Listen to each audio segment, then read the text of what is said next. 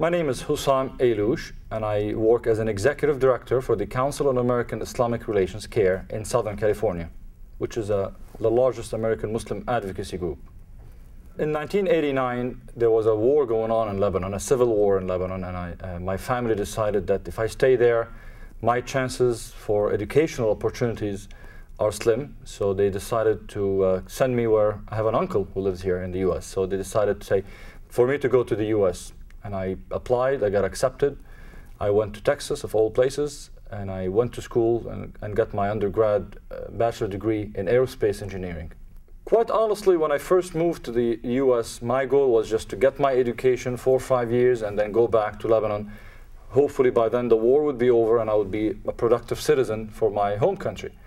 But you know, you have your plans and destiny has other plans. And one, I got attached to where I lived. I got to know the society.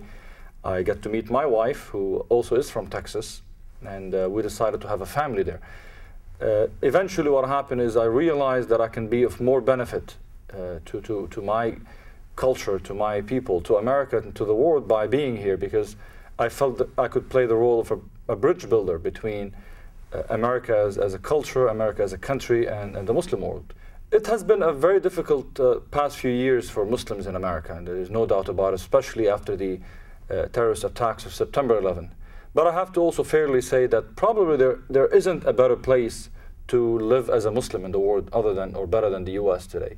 Muslims have all the freedoms they wish to have, and it's a great chance for Muslims to, one, be able to practice freely, but also to explain what the religion is to others. Because as much as Islam is free to be practiced here, it's also the most misunderstood religion. And if we can fix this misunderstanding and misperception in America, I think it would be a great service for ourselves and our culture and our country.